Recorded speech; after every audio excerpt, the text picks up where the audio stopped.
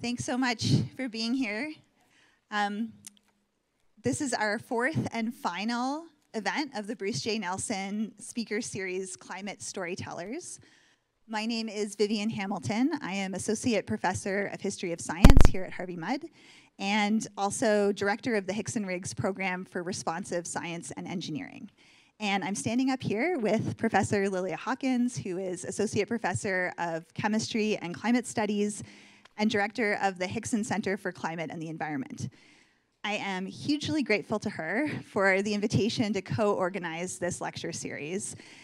And I think it's especially fitting that we're ending the series with Dr. Naomi Oreskes, a renowned historian of science, who's been such a great ally to climate scientists as they've faced persistent criticism and climate change denial. So before Dr. Oreskes is further introduced, I'd like to acknowledge the generosity of the family of the late Bruce J. Nelson, class of 1974, for establishing this educational series to honor Bruce's memory. Bruce died unexpectedly in 1999, though not before having a tremendous impact on the many people whose lives he touched as an unconventional, eclectic, and irrepressible free spirit. He graduated from Harvey Mudd as an independent program of studies major and later earned his master's in computer science from Stanford and his PhD in computer science from Carnegie Mellon. At the time of his death, he was the chief science officer at Cisco Systems. So we are honored and grateful to the Nelson family for the opportunity that we have each year to host exceptional speakers who are at the forefront of their respective fields. Thank you, Vivian. Tonight's speaker exemplifies the spirit of the Nelson series. Over the course of this academic year, we have seen 3 different approaches on storytelling and climate, with each speaker helping our community expand our mental image of what climate change is and how it came to be one of the most complex and consequential problems of our time.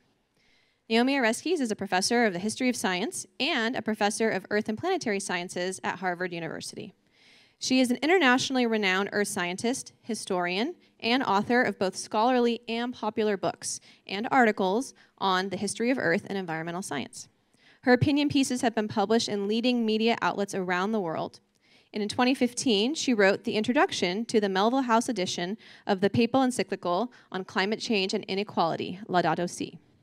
Professor Oreskes is a leading voice on the reality of anthropogenic climate change and the history of efforts to undermine climate action.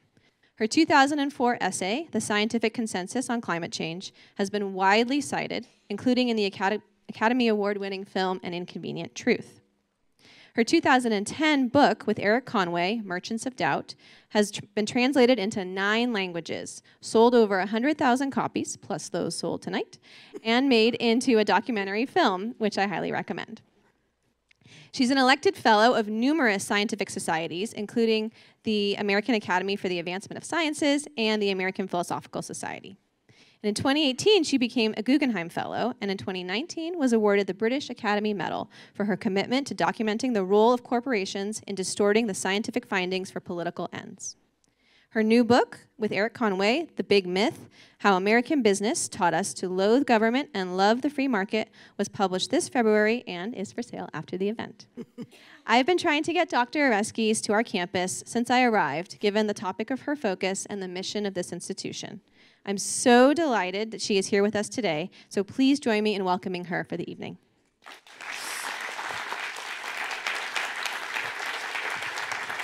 Okay, thanks.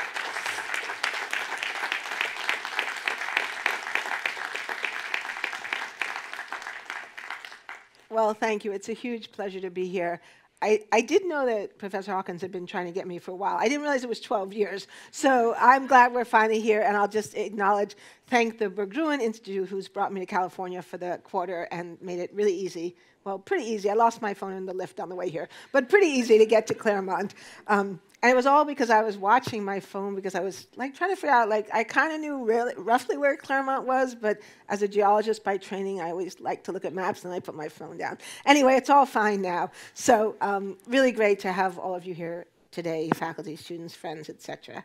So I want to start my talk with a question. What do these men have in common? Well, because you know what I've worked on, you know the title of my talk, you probably know the answer. They are or were climate change deniers. But they were also all scientists. And that's really problematic for those of us who work in this space of trying to fight back against science denial, because many of the people who reject science are intelligent people. Sometimes they actually even are scientists. I mean, not usually, but sometimes they are. So when Eric Conway and I first started working on this material, which is now too long, 15, 17, 18 years ago, the question we posed was, why would intelligent people who clearly understood the science reject the overwhelming evidence of man-made climate change? Well, in our book, Merchants of Doubt, which is for sale tonight, along with the new book, so if you haven't read Merchants of Doubt, not too late. Sadly, it's still relevant. We showed that climate change denial had nothing to do with public understanding of science, had nothing to do with science literacy, was not the fault of scientists for not explaining the science more clearly. It was linked to the defense of free market capitalism. Nicholas Stern, the former chief economist of the World Bank, has called climate change the greatest and widest-ranging market failure ever seen. Why is that? Well, to accept the reality and the severity of climate change is to recognize the Achilles heel of modern capitalism, the problem that economists call external costs, that is to say, costs of doing business that are not reflected in the price of the product. And this, we realized, was the common thread uniting all of the diverse science that the Merchants of Doubt challenged, because if you've read the book or seen the film, you know it wasn't just about climate change. They denied the science of acid rain. They denied the science of the ozone hole. Oh, it says the zone hole. That might be a new phenomenon I haven't discovered yet. ChatGPT can probably tell me about the zone hole. The harms of tobacco, that all of these were large unpaid costs of capitalism. So climate change denial, like the denial of the evidence of acid rain, etc., was part of a defense of capitalism, the reluctance to admit the reality of serious market failure. Now, what we didn't dwell on in that book was another fact that was also indisputable, in fact, maybe more indisputable than our interpretation of the motivations, was that these were all men.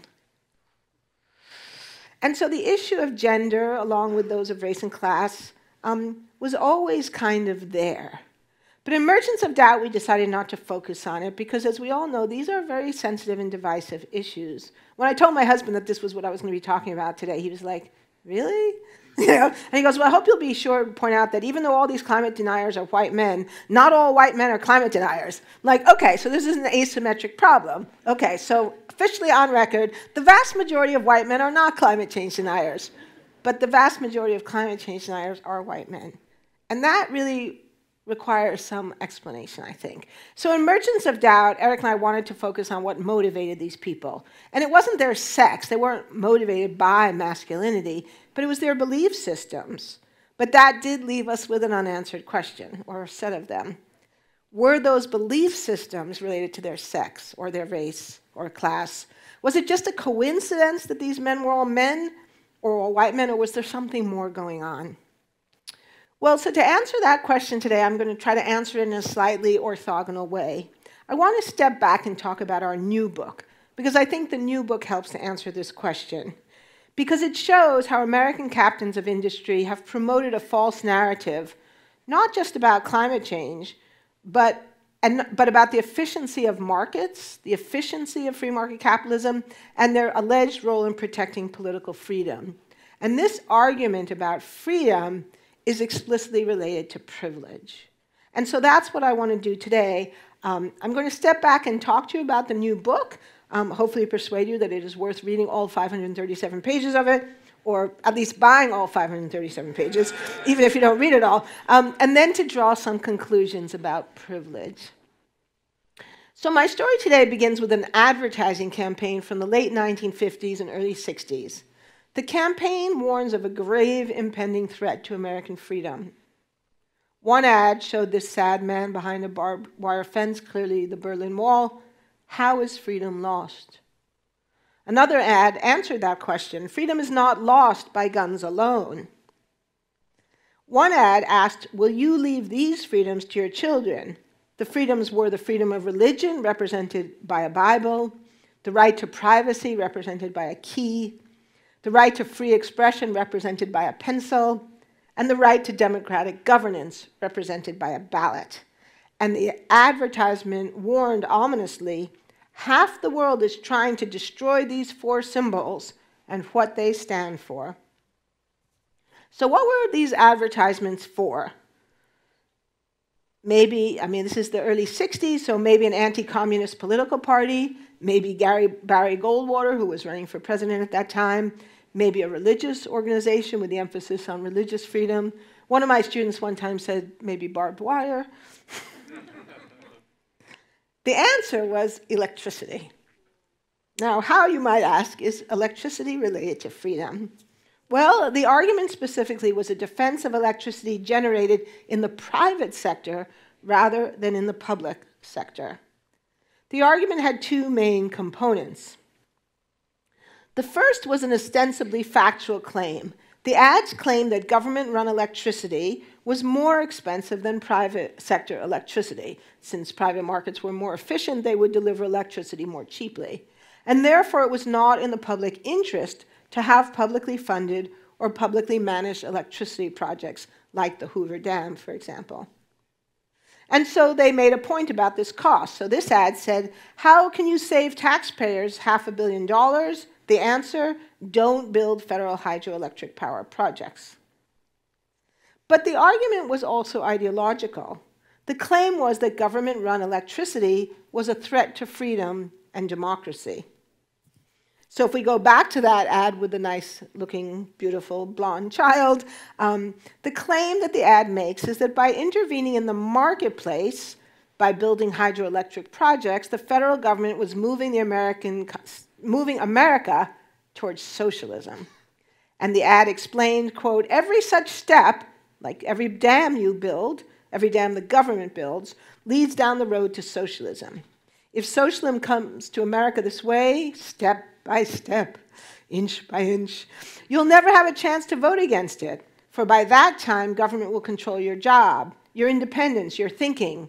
Then what freedoms will you be able to pass on to your children? Some ads join the two themes together, and this is my favorite. So you can see over here on the left this rather attractive young woman representing private electricity, and this befuddled-looking man representing the federal government. And so the ad explains that while the electricity may look alike, they're really very different because the private electricity is cheaper, pays taxes, is available to, quote, everyone without discrimination, and crucially, plays, quote, a key role in America's free enterprise system. Now, these ads were from the 1960s, when the federal government was expanding hydroelectric projects, particularly here in the Southwest, which, as many of you know, Los Angeles wouldn't be here today were it not for federal hydroelectric projects. You can decide for yourself whether that was good or bad. But these ads were reprising an argument that had actually originally been made in the 1920s by a trade organization called the National Electric Light Association, a trade group representing private electricity utilities and also the corporations that made the machinery to generate electricity, like General Electric and Westinghouse. The 1920s NELA propaganda campaign was against a specific project, something called Giant Power. Giant Power was a proposal in the 1920s to create a system of integrated statewide electrical power in the state of Pennsylvania. It was the brainchild of Gifford Pinchot and Morris Llewellyn Cook. Now, some of you may have heard of Gifford Pinchot. He was the progressive Republican governor of Pennsylvania, but is mostly famous today as the first head of the U.S. Forest Service, where he promoted the notion of rational management of forest resources. Morris Llewellyn Cook is somewhat lost to history, but was an important player in this time. He was a mechanical engineer who promoted Taylorist principles of efficient management, but is mostly famous in history as the head of the Rural Electrification Administration in the New Deal in the 1930s, so about 10 years after this discussion. Neither of these men were socialists, much less communists. They were both progressive Republicans affiliated with President Teddy Roosevelt, and both advocates of scientific, rational management of natural resources. So what they proposed in 1923 was a program that would build power plants at coal mines feed the electricity into a statewide grid, and the grid would offer power to all residents, urban and rural, at equitable rates. It was not a nationalization of electricity. Private companies could still operate, but they would have to feed their electricity into this grid, which would then provide electricity to everyone at the same price. So you would pay the same rate whether you were in Philadelphia or in Harrisburg or on a farm near Lancaster. And the state would create a regulatory commission to oversee it and make sure that the rates were fair. So why did they need this? What was the motivation for this? Well, giant power was primarily a response to market failure. It was the failure of private electrical utilities to supply electricity to rural customers. Power generation in the United States developed mainly as a private sector activity, and this was different than most of the rest of the world, where it had been developed as a common good, like roads or bridges. So most countries, like Germany, France, New Zealand, Japan, governments had stepped in to develop electricity grids the same way that, in the United States we had built highways. But in the US, we had left it mostly to the private sector. And it was hugely successful in big cities. By the 1920s, all of the major cities in the United States, particularly the really big ones like New York, Chicago, St. Louis, had all been successfully electrified. But the rural areas had not been electrified. In fact, in some areas, they were entirely unserved. And the simple reason, it wasn't the technology was available to string lines into rural areas. The simple reason was that the profit margins were too low. In 1925, for example, General Electric put it this way, quote, "The purchasing power of 1.9 million farmers is too low to put them in the potential customer class." So there was plenty of demand for electricity, but there was no supply. Now, why was this considered a problem? Well, many people considered this to be unfair. They considered it to be unacceptable. They considered it to be a kind of prejudice against rural Americans, but also because by the late 1920s, electricity was coming to be seen both as a necessity and as the foundation for a better future for all. So it wasn't just like, shoes that maybe you could buy a particular pair of shoes or not. It was considered to be something that was almost like a right, like the way we might think about healthcare today. So Pinchot wrote, "Giant power is a plan by which most of the drudgery of human life can be taken from the shoulders of men and women who toil and replaced by the power of electricity." So it's part of this, almost utopian vision of what technology can do for the American people. But it was also a response to regulatory failure. So electricity was different from some other kinds of products because it was recognized as what was known as a natural monopoly. So do people here know what that term means? No, mostly not. Okay. So natural monopoly is something that, in theory, you could have competition. In theory, you could have different companies stringing electricity lines into a town, but that would be massively inefficient.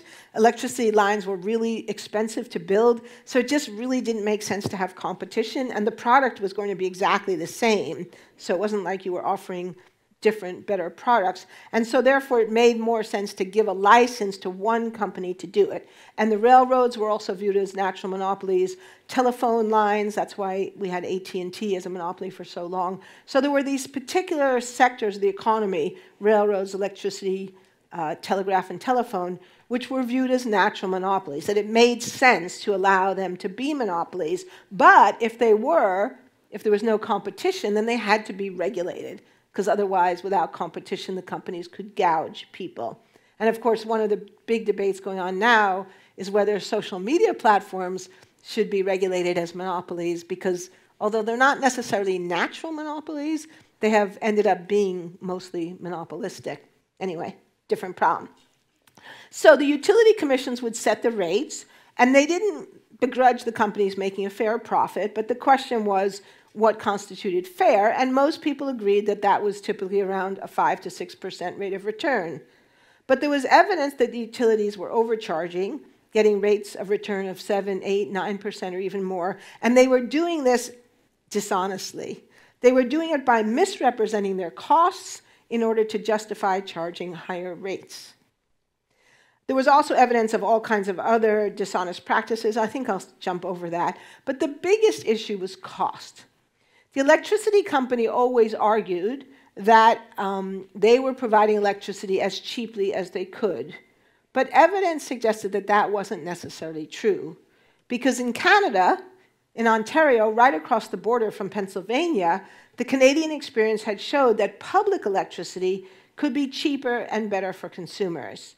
Ontario hydropower had brought power to most of the residents of Ontario at lower cost than the private utilities just across the border had done in New York and Pennsylvania. So more people were being served, and they were getting their electricity at a lower cost. And it was the government of Ontario that was doing that. So arguments for publicly generated power began to generate public support.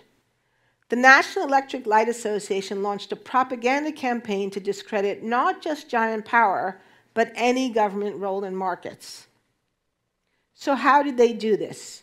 Well, what we discovered to our chagrin, in Merchants of Doubt, we said that we thought the tobacco industry had invented all these strategies. Not so. It turns out they're older. And I don't want to now say the electricity industry invented it, because I might find a still earlier example. But we know for sure that all of the strategies and tactics that we discussed in Merchants of Doubt were being used in the 1920s by the electricity industry. So they did it by denying the facts, fighting the facts, that the proponents of giant power had assembled about costs and about corruption and about distribution, but also through an ideological argument, by promoting the framework that government involvement in markets was un-American, socialistic, and a threat to freedom.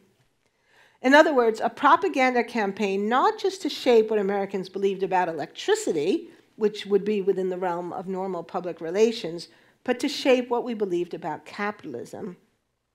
So how did they do this? They did it through a massive, multifaceted propaganda campaign, which was actually investigated some years later by the Federal Trade Commission, who described this campaign as involving, quote, everything but skywriting. They targeted newspapers and other print media. They attempted to influence radio, film, and theater. They launched attacks on politicians who supported giant power or other public projects, particularly Pinchot, but also others. But the biggest target was the American educational system. So I want to talk for a few minutes about the NELA education campaign. NELA organized a campaign to alter what was taught in American high school and college economics, civics, and business courses, and thereby to change what we knew about capitalism. One thing they did, very similar to things we wrote about in Merchants of Doubt, was to fund studies by academic experts to prove, quotation marks, that Ontario Hydro wasn't actually cheaper, and then promoting these studies to the press, who often then cited them uncritically. Also by rewriting textbooks, and also by reorganizing university and high school curricula to be more business-friendly and promote positive views of capitalism. So a little more about funding academic studies. So they would identify academics who would be willing to do this work, and then once the studies were completed, they promoted them through press releases, ghost-written editorials, letters to editors, bulletins, sponsored lectures, and in all these things they would always claim that the expert was independent, but in reality, these were all funded by NELA, and the press releases and the articles about the studies were written by NELA executives. The second was the textbook campaign. So NELA began by reviewing all of the major textbooks that were being used in America at that time in high school civics and college business and economic classes. They identified the objectionable textbooks, so a kind of blacklist of textbooks. But what was it that made a textbook objectionable? Well, NELA claimed that the texts that they didn't like were false, that they weren't objective, that they were socialistic. But in reality, and we read the documents where they give examples of books they didn't like, it was really anything that cast the industry in an unflattering light, particularly ones that contained passages discussing industry corruption or unfair business practices, or passages that suggested that people were turning to public electricity because of the failures of the private sector. So I'll just give you one example of a text that NELA found objectionable. So here's what the text said. In the past, public service corporations have often watered their securities by issuing shares of stocks and bonds beyond the real value of the property. In order to pay the interest on such securities, companies have frequently levied high charges and given poor service. When the franchises which have made these high profits possible have been in danger, they have at times bribed city officials, broken the laws, misled public opinion by controlling the newspapers through their advertising, and expended large sums of money to elect men who would vote for the measures they wanted. In these ways, they have menaced good government and have caused many people to become advocates of government ownership.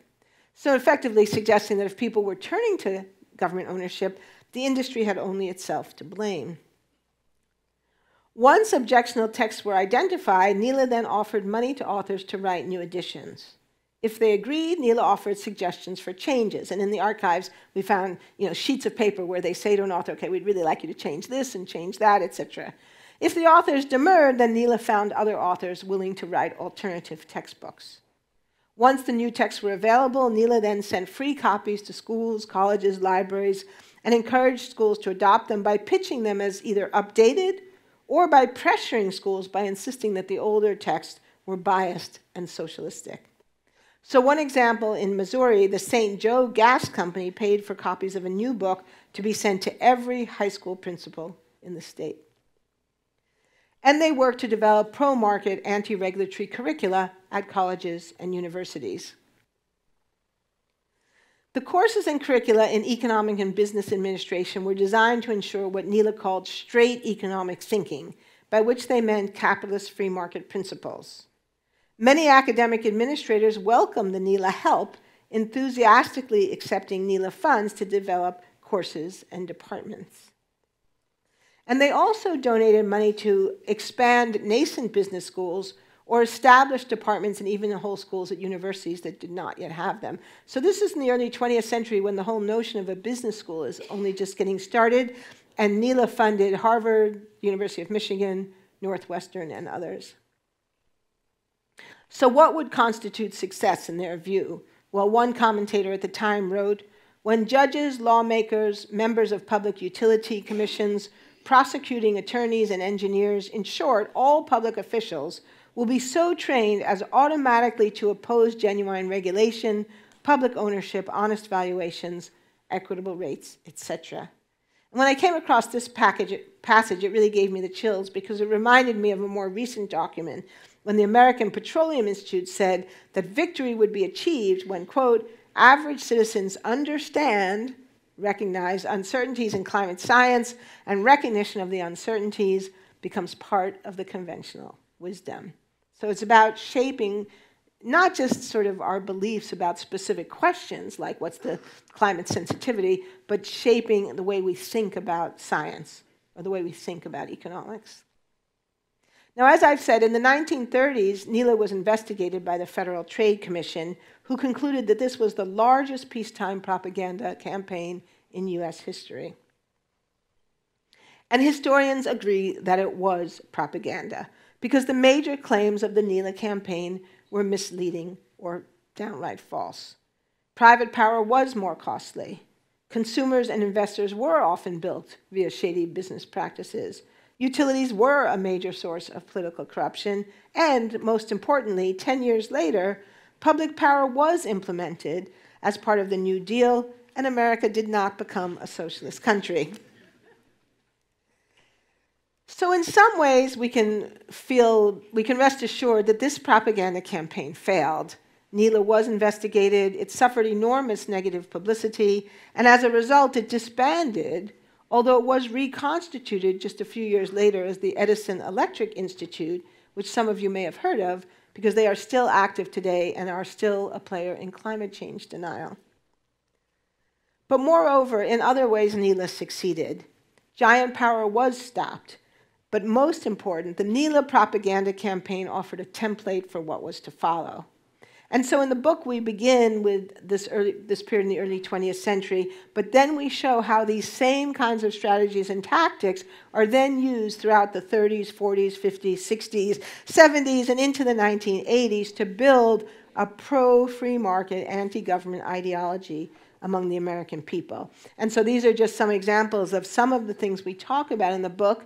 I obviously don't have time to talk about them all today. So I just want to talk a little bit then about this one, a reprise of the propaganda campaign by a new trade organization, the National Association of Manufacturers. I'm going to talk a little bit about the promotion of the Chicago School of Economics by some of these same actors, and then a bit about how this gets carried into mainstream American politics. So in the 1930s and into the 40s, a similar propaganda campaign was run by the National Association of Manufacturers, who at the time were the largest trade organization in the United States. They ran a campaign that was even larger, even more expensive, and even more multifaceted than the NELA campaign. And here are just some examples, some statistics. They did a film series, which we know reached 18 million people, leaflets targeted at factory workers that reached 11 million, a radio program about American business that reached 12 million, a monthly newsletter called Program Notes that went out to 59,000 women's clubs across the country, and many other things. Now, in 1933, the population of the United States was 126 million. So when we add up those figures, we see that probably half of all Americans, maybe more, were likely exposed to NAM propaganda during this decade from about, well, it's more than a decade. This program ran from about 37 to 50-something, so more than a decade. And many of these messages were tailored. That is to say, they had separate newsletters, separate magazines targeted at young people, at women, at teachers, at religious leaders. But radio was the most important, because radio was the most important social media of the day, the most important communication medium. In the 1930s, 83% of American homes had a radio, and virtually all of those homes listened to radio programs. The single most important element of the NAM propaganda campaign was a syndicated radio program offered free to stations around the nation. And you can actually find these on the internet. There are archives, radio archives, that have these programs. My students and I listened to a whole bunch of them to write this book. That was fun. The program was called The American Family Robinson. It was loosely based on the book, The Swiss Family Robinson, which was a story of a shipwrecked family who survived by dint of their own hard work. So the American Family Robinson takes that basic story and translates it into middle America. The program followed a classic American family, the Robinsons, living in a classic American town called Centerville. Each episode had sustained stretches of dialogue. So each episode was about some challenge that they faced, which they solved by dint of their own good hard work in a patriarchal nuclear family with no help from the government. But each episode has a sustained stretch of dialogue arguing against foreign, visionary, experimental, or utopian theories that involve tax increases or government spending. The program was so blatantly anti-Roosevelt and so blatantly anti-New Deal that when NAM tried to pitch it to the NBC network, the network wouldn't consider it because a scriptwriter reported that the definite intention is to conduct certain propaganda against the New Deal and its work. So NBC recognized this as propaganda, but many others did not. And that, of course, was not a coincidence. NAM officials took care to refer to their activities as public relations, but occasionally they slipped. So one NAM memo about this program asked, quote, "Can the limitations on the use of radio be overcome so as to make sustaining programs as effective for propaganda as commercial programs have been made for advertising?" So commercials to advertise products and programs to communicate a propagandistic message. And the answer they found was yes. From 1934 to 1940, nearly 300 small independent stations ran this program, and millions of Americans listened to it, but never knew that it was the product of NAM. A little bit just on how much this all cost. In 1937 alone, NAM spent over $793,000 on, quote, public information. These expenditures constituted more than 55% of the organization's total income. So in other words, the main activity of this trade organization at that time was propaganda. 10 years later, NAM was investigated by Congress, and so the documents from those investigations have data on how much money was spent. Just in the 2 years alone, 47-49, they spent over $12 million on activities intended to influence American public opinion. So that would be like spending $140 million today, so $70 million a year over 2 years. Now in all of this, so NAM had plenty of money. They were able to hire people to write these radio programs, but they faced one really serious challenge, and that was that these arguments weren't true. In the late 19th and early 20th century, American capitalism had produced huge social costs. It had produced a world of hurt and suffering. People weren't able to just improve their lives simply by rolling up their sleeves. Child labor, workplace injury and death, corporate violence against workers who tried to organize against starvation wages, these were the realities of capitalism, the face of capitalism in the early 20th century in the United States. And indeed, the free market hadn't even protected competition. When markets had been left unregulated, competition was often replaced by monopoly.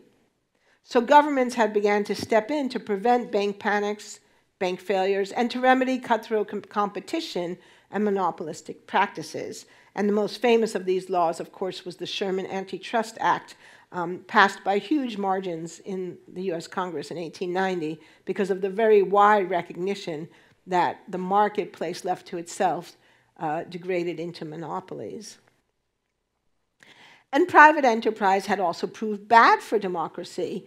When the Sherman Antitrust Act was passed, Sherman himself, Senator John Sherman, actually made a speech saying this isn't just about protecting competition, this is also about protecting democracy, because the monopolies and trust had led to vast accumulations of wealth by the so-called robber barons who corrupted both markets and political systems.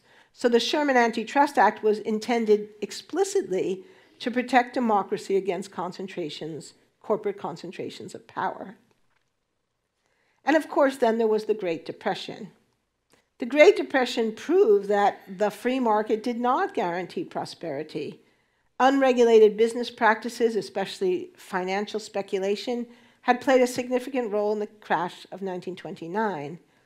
And also overproduction in agriculture. Farmers' pursuit of self-interest had created a farm crisis through overproduction, which had led to falling crop prices, which led to protectionism, which led to the global crash.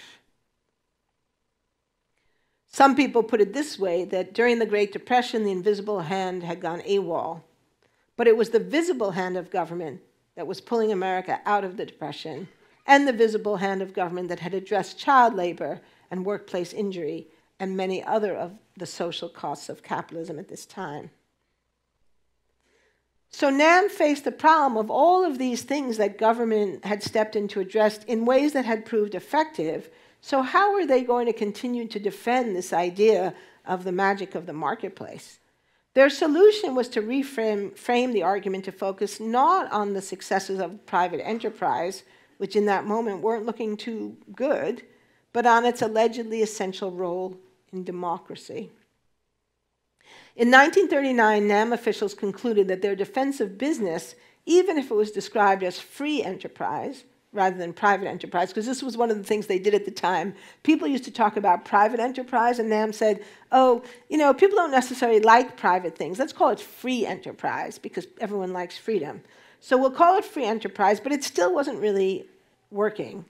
Despite huge expenditures of money, they were not breaking through. Public opinion polls still showed that most people had a favorable view of government and a not very favorable view of big business. So they needed to link their cause to something that, quote, all Americans held dear, something non-controversial and incontrovertible. And they concluded that the answer was not free enterprise, but freedom itself. They wrote, free enterprise will not be saved as the result of appeals in the name of free enterprise alone. Democracy and its preservation are the interest of every patriotic American, so the public must be convinced that free enterprise is as much an indivisible part of our democracy and the source of as many blessings and benefits as are our other freedoms of speech, press, and religion. In other words, NAM staffers believed that if they could, quote, emphasize effectively the inseparability of democracy and free enterprise, then enthusiasm and support for the former could carry the latter. And so in December 1939, on the eve of World War II, they launched a new initiative which they called the Tripod of Freedom, to promote the American system of free enterprise by insisting that it was one leg of a tripod whose three legs stood or fell together. So NAM would use this metaphor of the tripod to insist that any compromise to economic freedom, which is to say to business freedom, threatened these other cherished freedoms. J. Howard Pugh, the chairman of the Sun Oil Company, known today as Sunoco, also a leader in NAM, called this the indivisibility of indivisibility of freedom. Sometimes they called it the inseparability of capitalism and freedom. So in 1939, they declared, quote, "In a world torn by war and dictatorship, Americans live at peace and in freedom. The best assurance that we shall remain free and at peace is faith in constitutional representative democracy, in free enterprise, and in civil and religious liberty as inseparable fundamentals of freedom to be cherished and preserved." Now, this theme would later be taken up by the tobacco industry to market tobacco to black Americans, that smoking was somehow a form of freedom. Of all the shameless ads I've ever seen, I have to say I feel that this one is the most shameless, using Martin Luther King to promote smoking that has killed millions of black Americans. And later they would use it to promote smoking to women and in defense of secondhand smoke. So here's one of my favorite ones here, "Take back your freedom." This is actually an ad for e-cigarettes. Now, if you're familiar with recent work in the history of neoliberalism, then these arguments about the indivisibility of capitalism and freedom will be sounding familiar. And if you're not familiar with it, then I will explain it to you now.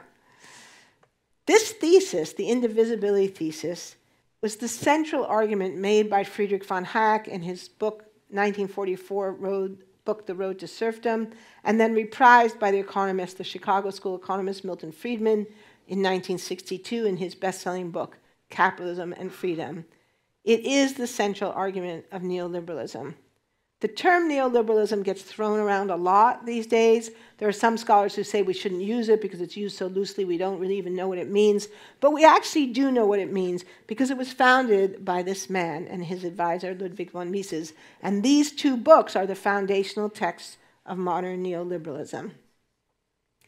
And this is not a coincidence, because there is a direct connection between Ludwig von Mises, von Mises is considered by many people to be one of the key founders of neoliberalism. Von Hayek was his most famous student, and von Hayek inspires Milton Friedman, who's the most famous Chicago School economist.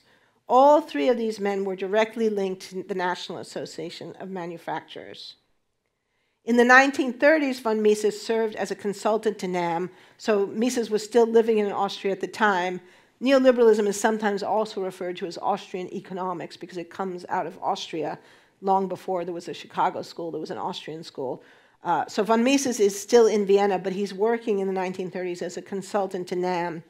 And in the 40s, a group of American businessmen linked to NAM, including J. Howard Pugh, and also linked to the DuPont Corporation, brought Mises and Hayek, sorry, that's a typo.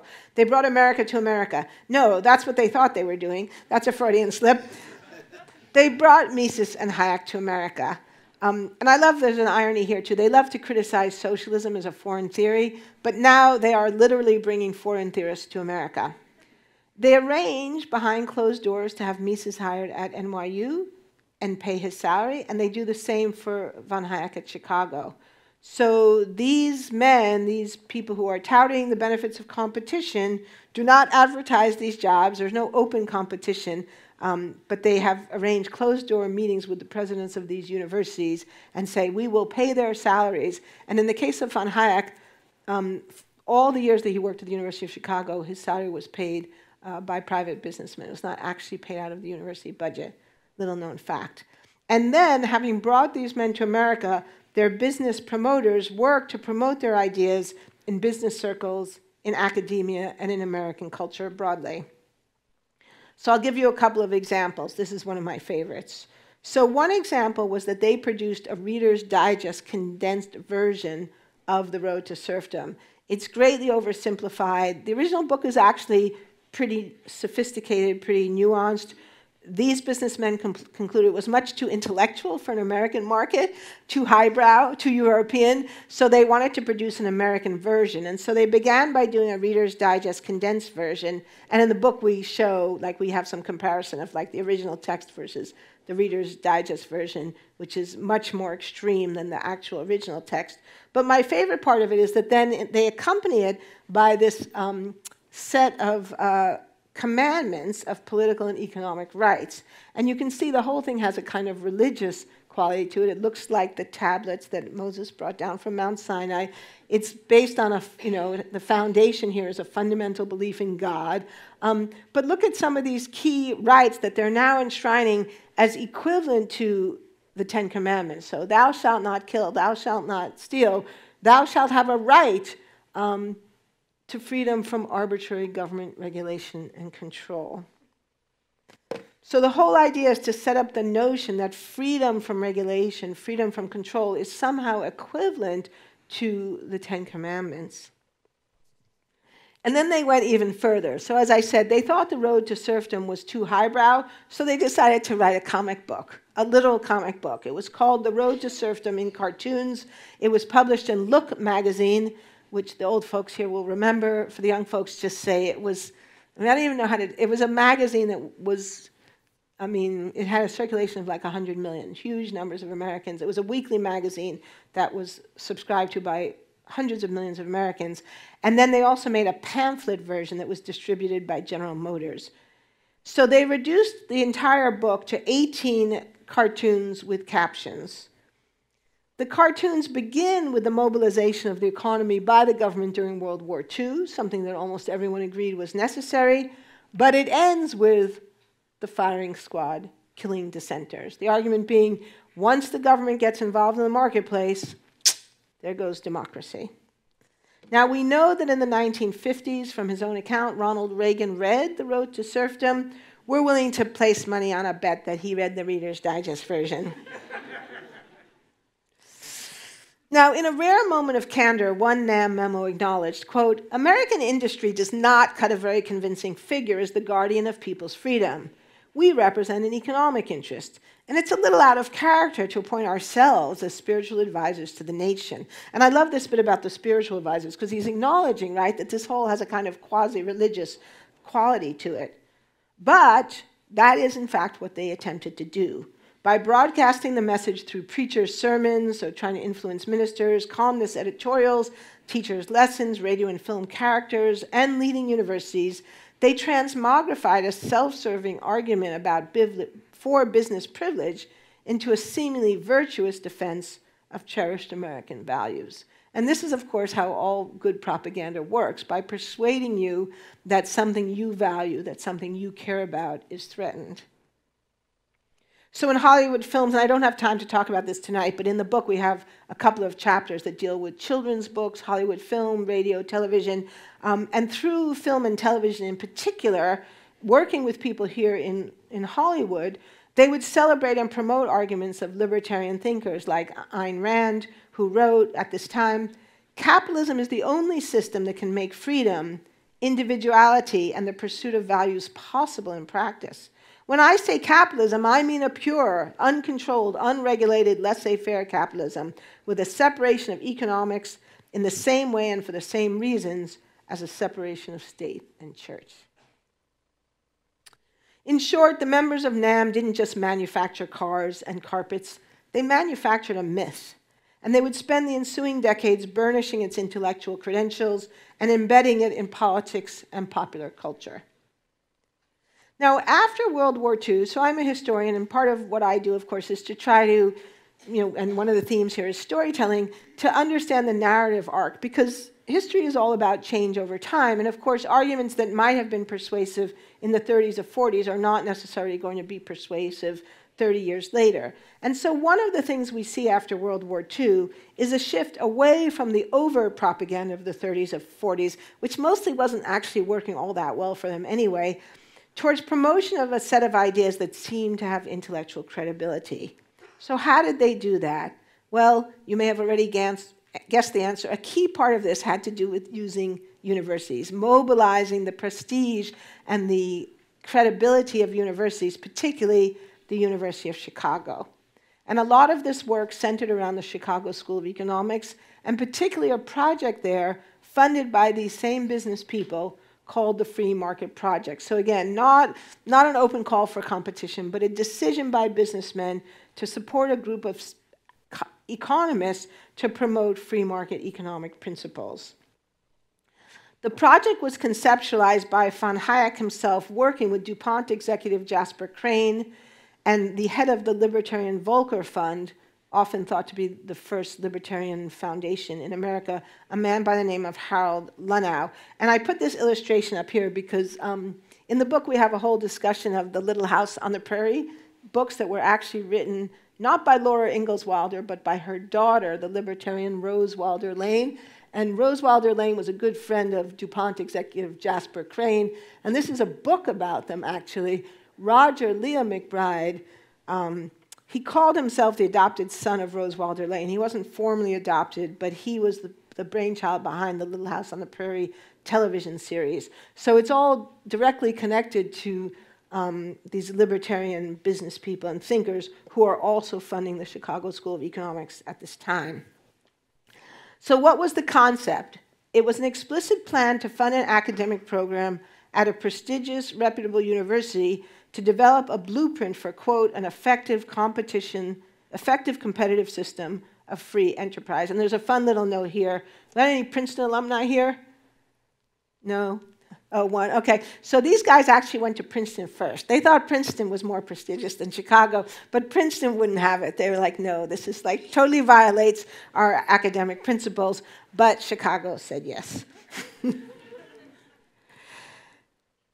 There were a number of different people involved. The project is a big and complicated one, and in the book we talk about more of the details. So here, I just want to talk about two key figures here, the economist George Stigler and the economist Milton Friedman. So they did a lot of different things, but two that were most important for our stories is that in 1957, George Stigler published an edited version of Adam Smith's 1776 classic, The Wealth of Nations. How many people here have heard of The Wealth of Nations? Everyone. How many people here have actually read it? A few. How many of you have actually read the original Wealth of Nations? Okay, like 5. Okay, this is very important because most of us think we know what Adam Smith said, right? We think Adam Smith made an argument for self-interest, the invisible hand in the marketplace, right? Just let self-interest rule and all this good stuff will happen. Well, that's not exactly true.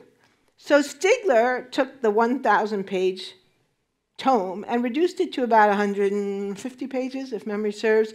Now, obviously, with a book as giant as The Wealth of Nations, an edited version is always going to have to let some things out.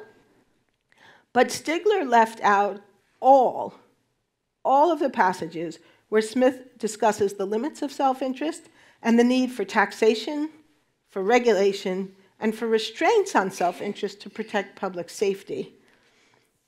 So just some examples of the things that Smith discussed that Stigler left out and that you might be surprised to learn. Number 1, he discusses the essential need for banking regulation. That's a good one this week after the collapse of Silicon Valley Bank. The essential need for adequate levels of taxation to support public goods like roads and bridges. The need for minimum wages. The rights of workers to unionize, to counter the power of factory owners. None of these things are discussed in Stigler's volume. For example, banking regulation. I feel really good about this because we decided 3 years ago that it was really important to talk about Smith's discussion of banking regulation. And then Silicon Valley Bank collapsed, and I thought, oh, there is a God. Okay, so here's what Adam Smith says about banking regulation. In the late 18th century, many banks issued currency in the form of paper that could be redeemed for gold and silver. So today we take it for granted that money is minted by the government, but that wasn't true in the 18th century. Banks issued their own paper money. This was good for the economy. Paper currency was far more convenient than bags of metal coins. So as long as banks carried sufficient reserves of gold and silver to satisfy customers' demands. Sorry, this is me writing, but I'm going to quote from Smith in a minute. So in Smith's native Scotland, for example, the number of banks issuing paper money had grown substantially, and the Scottish economy had boomed. But many of these banks did not carry adequate reserves, and if people realized this, it could lead to a run on the banks, as happened with Silicon Valley a few weeks ago. And in a worst-case scenario, the banks would fall, depositors would go bankrupt, even if they had done nothing wrong, and the whole economy could collapse. And there was another problem. Because paper money was of no use abroad, British merchants with excess paper were returning it to the Bank of England, which was obliged to buy gold and silver to redeem it. This drove up the price of the metals, forcing the bank to pay higher costs to make coinage of the same market value. A shilling was still a shilling, but the silver needed to make it cost more, and so the bank lost money through no fault of its own. And so Smith says, quote, "The Scotch banks paid dearly for their own imprudence and inattention, but the Bank of England paid very dearly, not only for its own imprudence, for the much greater imprudence of almost all Scottish banks." In other words, Scottish self-interest was hurting English bankers. Now, Smith knew that some observers would object to any regulation as a denial of freedom. In response, he offered a succinct summary of when regulation is warranted. And this is a long discussion in The Wealth of Nations. I'm sparing you the pages and pages of turgid 18th century prose. But this is really interesting. He says, regulation is warranted when, quote, "the natural liberty of a few individuals endangers the security of the whole society." And reckless bankers did just that. And so he concluded, quote, "The obligation of building party walls in order to prevent the communication of fire," so what today would call firewalls, "is a violation of natural liberty exactly of the same kind with the regulations of the banking trade, which are here proposed." In other words, when people are doing things that hurt other people, then it's totally reasonable to restrict those activities. Jacob Viner, who was one of the original founders of the Chicago School, summarized, quote, "The modern advocate of a laissez-faire approach who objects to government participation in business on the grounds that it is an encroachment upon a field reserved by nature for private enterprise cannot find support for this argument in The Wealth of Nations." So this interesting, complicated book, which acknowledged the failures of self-interest and the need for regulation, is transmogrified by the Chicago School, the later Chicago School, into precisely the very thing that Jacob Viner says it never was. So why don't more of us know this? Why do we think of Adam Smith as an advocate of untrammeled self-interest, the father of free market capitalism? Well, in the book we argue it's because that's the version of Smith that the late Chicago School created and sustained, that the early Chicago School, under people like Jacob Viner, knew that that wasn't the case, but the later Chicago School argued that it was. And Milton Friedman played a key role in this story. So a few years after Stigler's version of The Wealth of Nations, Friedman publishes his book, Capitalism and Freedom. It's the blueprint for, quote, "an effective competitive system of free enterprise that Crane and Leno had wanted and paid for." And it was based on a series of lectures funded by the Volcker Fund. So there's a direct connection from the Libertarian Volcker Fund to this book. The central argument of the book, if you read it, you know, is the indivisibility thesis, that economic freedom protects political freedom, and that's why you don't want government action in the marketplace. He writes, "The great threat to freedom is the concentration of power. By distributing power," Friedman argues, "the marketplace protects freedom, and therefore capitalism protects freedom, and compromises to capitalism threaten it." That's the whole argument in a nutshell. It's a slippery slope argument. You allow the government to regulate tobacco, and the next thing you know, they've taken over the whole country. One of the best reviews of the book, in 1963, the book was reviewed by Leon Kaeserling, who was the former head of President Truman's Council of Economic Advisors. And he summarized the argument, I think, very well. He says, Friedman argues, quote, "that freedom is said to depend above all upon limiting the functions of government as closely as possible." But of course it wasn't true. Just as Stigler's portrayal of Adam Smith was deeply misleading, so was Friedman's picture of history. Because in fact, history offered many examples of situations where capitalism had not protected freedom, many examples of the decoupling of capitalism and freedom. And the most obvious one was right here in the United States. And again, in the book, we go into more detail about this, so I won't belabor the point, but I think if you stop to think for just a minute, it becomes pretty obvious that capitalism did not bring freedom to the 4 million souls who lived under American slavery. It did not bring freedom to the indigenous people whose lands were taken and were forced onto unproductive reservations and stripped of their freedoms. Nor did it bring freedom to millions of African Americans in the Confederate States who had been emancipated in 1863, only to be subjected to Jim Crow segregation after Reconstruction ended in 1877. Nor to the free blacks who were forbidden from living in Oregon from the 1850s until the passage of the 14th Amendment. Another little known fact, well, maybe people here know, in the East Coast, almost nobody knows that Oregon forbade black people from living in that state. And we think today of Oregon as this great progressive state, right? And there's a particularly offensive passage in Milton Friedman's book where he said, well, one thing, it's better to leave things to the state also because the federal government can be really oppressive, but states are generally, are not. And if a person doesn't like what's going on in one state, they could just move to another. And when I read that passage, I thought, oh yeah, like blacks could move to Oregon. So, and the book is filled with things like that, historical claims that are just false. And then, of course, there's women and women's rights. Women lack political and economic rights in most states until the 20th century, and arguably in some states still do. And of course, then there's the issue of apartheid. This is a particularly noxious one because it really shows you where this kind of thinking can take us. In fact, in the 1970s, Milton Friedman explicitly defended apartheid. In a speech in South Africa in 1976, he argued that rather than waste time fighting apartheid, South Africans should just work to preserve and expand their market-based economy, and that would solve their problems. They didn't have to worry about dismantling the apartheid system because he wrote, quote, "The economic market provides a greater degree of freedom than the political market." Of course, not many black South Africans agreed with that. So in short, Friedman took the tripod of freedom and he reduced it to just two dimensions, capitalism and freedom, period. Now, the central claim, as I've already suggested, was false. Any historian who spent even 5 minutes thinking about it could come up with more further examples than the ones I've given you. But that did not stop his sponsors from promoting them. In fact, Friedman became hugely influential, probably one of the most influential public intellectuals of the 20th century. He wrote a regular column for Newsweek for many, many years. The book became a huge bestseller, heavily promoted in conservative and libertarian circles.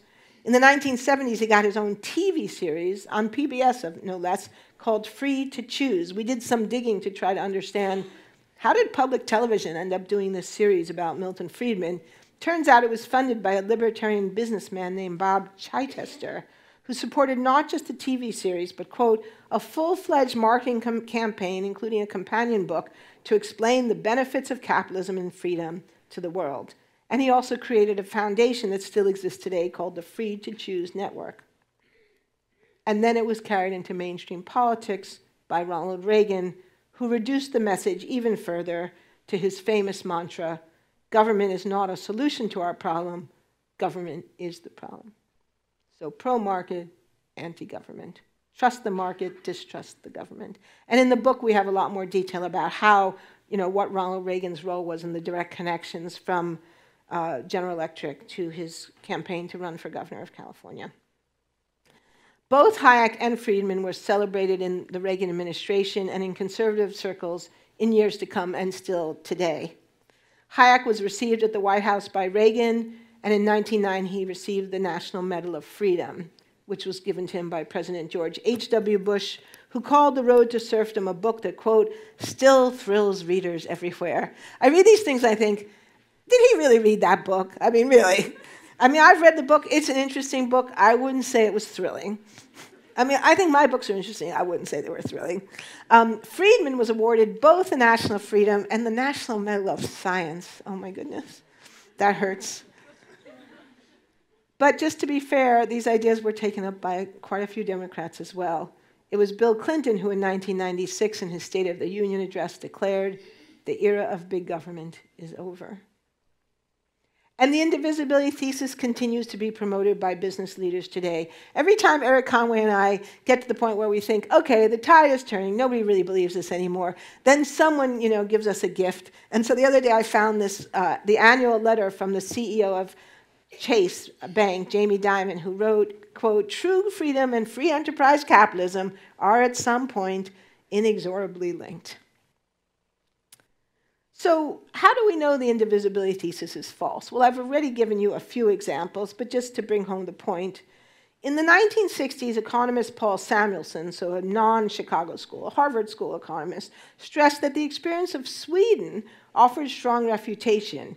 You could reduce economic freedom, as they had in Sweden. You could have very high rates of taxation and still sustain a full suite of political liberties. And I should point out, it wasn't just Sweden that had high rates of taxation. People have forgotten this. But in the Eisenhower years here in the United States, anyone know what the maximum marginal tax rate was when Dwight Eisenhower was president? 93%. Yeah, 93%. Staggering, that was considered fine under a Republican president. So we already had the examples of the social democracies in Europe that had reduced economic freedom but were still democratic. And we also had the opposite. Within a few years, the experiences of Chile and China proved the inverse was true as well. You could increase economic freedom dramatically without gaining much, if anything, in the way of political freedom. Yet Friedman never altered the subsequent editions of his book. In fact, he dug in deeper, and he served as an advisor to the Pinochet dictatorship in Chile.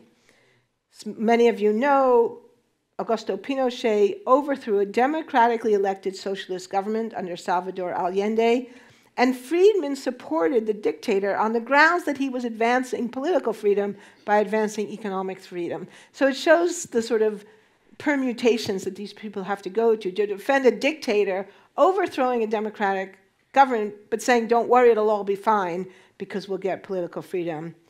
Under the influence of Friedman and a set of Chicago-trained economists who are known as the Chicago Boys, not a coincidence that they were boys, we're going to get back to that. I haven't forgotten that we're going to talk about gender here at the end. Pinochet's military dictatorship implemented key tenets of the neoliberal program, including banning trade unions and privatizing Social Security. But freedom did not increase. In fact, it decreased dramatically as Pinochet suppressed political dissent and murdered more than 3,000 Chilean citizens. And then, of course, there's the example of China. Many neoliberals applauded Chinese economic liberalization that begins in the 1970s, believing that political liberalization would surely follow. Once you liberalized markets, all those good political freedoms would follow, but they didn't.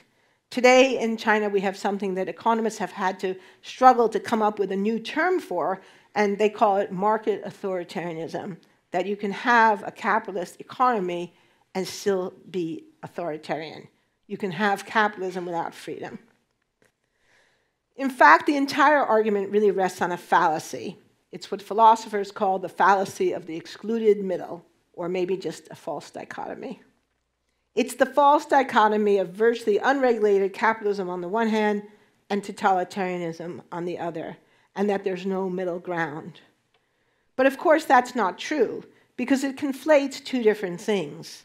Democracy is a political system, capitalism is an economic system. And history shows that we can have a wide range of options about how we mix and match our politics and our economics. We can have a lot of economic freedom and a lot of political freedom. We can have any combination thereof. In fact, since World War II, the OECD nations, the US, Canada, Australia, Japan, the EU, have had quite different mixes of government regulation, levels of taxation, social welfare programs, and protections for labor and the environment, and they all remained democratic. And it's important to note that citizens of social democracies are by and large happier and healthier than Americans.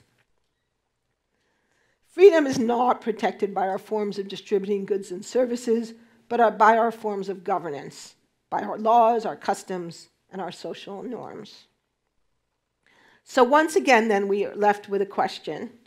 As I always tell my students, all good research projects, if they answer one question, they raise a whole set of other ones, and then you get to write another book and then be invited back to Harvey Mudd. So we're left with a question. how could anyone really believe this? How could anyone really believe that capitalism protects freedom when there's so much evidence that, at least for women and for people of color and for indigenous people, it clearly doesn't? Well, I think that question answers itself.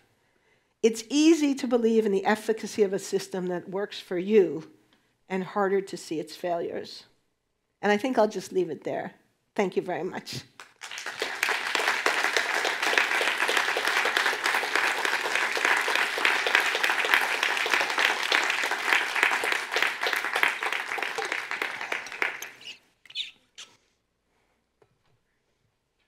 Okay, can you hear me?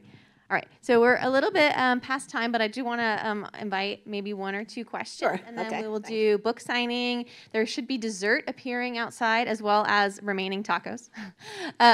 So you can come to the front if you have a question. We have microphones, or I can quickly scoot up the aisle and deliver the microphone to you. I see a hand. Is that a hand?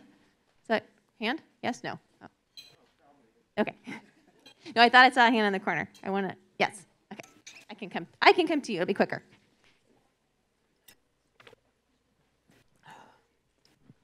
Thank you. I was curious, looking at the propaganda campaigns of NAM, how that's intertwined with the vision of the American dream and how that got propagated to other countries as people wanted to come here to chase that dream. Yeah, no, it's definitely tied up with that. And in the book, we go into this in more details, how a big part of the propaganda is also this promoting the idea of the American way or the American way of life. Historian Wendy Wall actually has a whole book on that. It's called Inventing the American Way. So that was a big part of the idea, that this was the American way, this was what was unique and special about America. And don't look at those Europeans who actually are protecting their workers and protecting, passing laws against child labor, because they're socialistic, and that's not how we do it in America. And so a big part of this campaign is about making the case for a uniquely American vision, which helps to explain a question that one of the students asked earlier today. Why is this such an American story? It's partly because these business people build on the idea that freedom is uniquely American.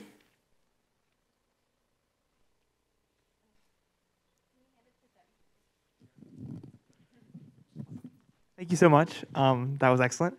I guess going off of that, a similar point, I was curious about, so clearly like Hayek, for instance, comes not from the US, but from Austria, and we are importing ideologies from another country.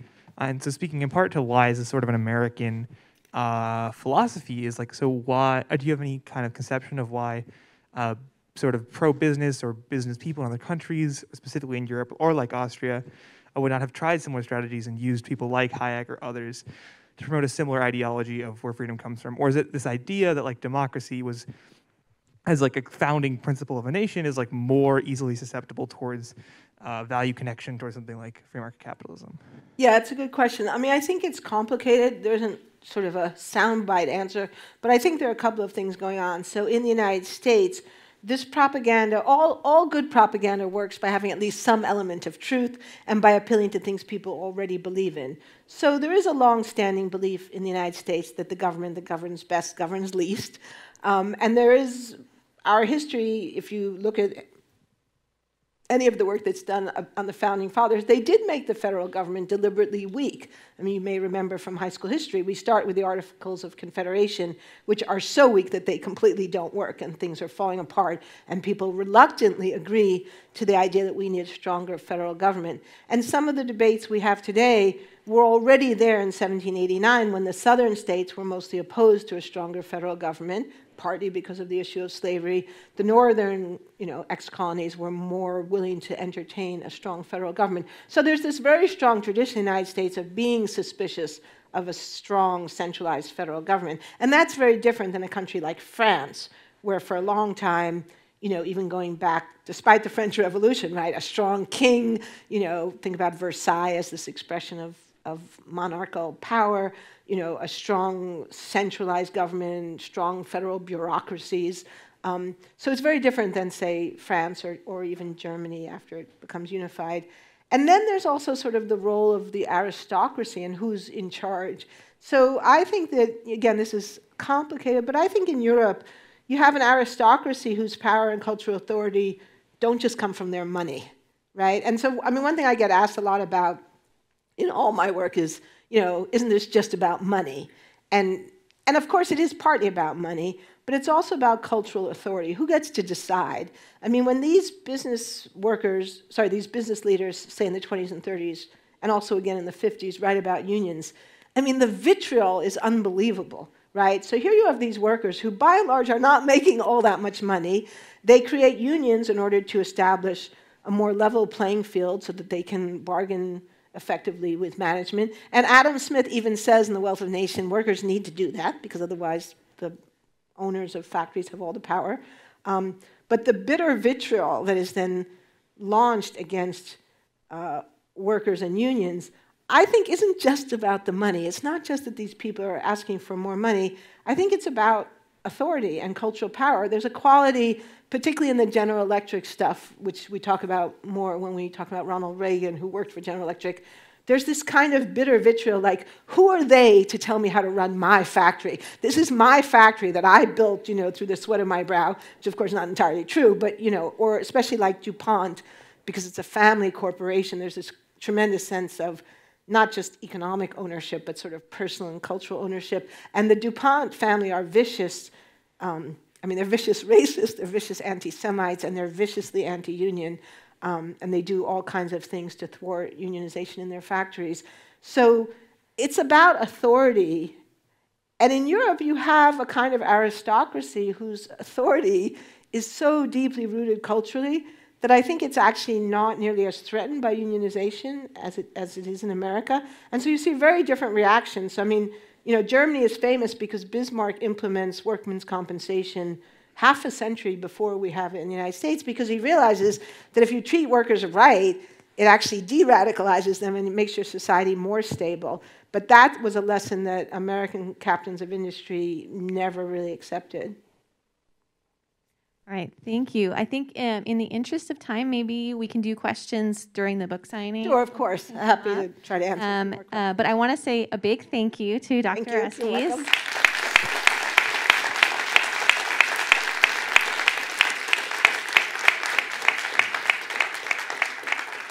Thank you. And a special thank you to my partner, Vivian Hamilton, in this effort. But also to the staff. We've had amazing support from our dining services, our CIS services for the audio, the visual, and from our advancement staff for all the support running these events. So just a general thank you to all the staff who have supported us. And I encourage you to enjoy the remaining reception and consider a book or a book signing. Thank you, everyone.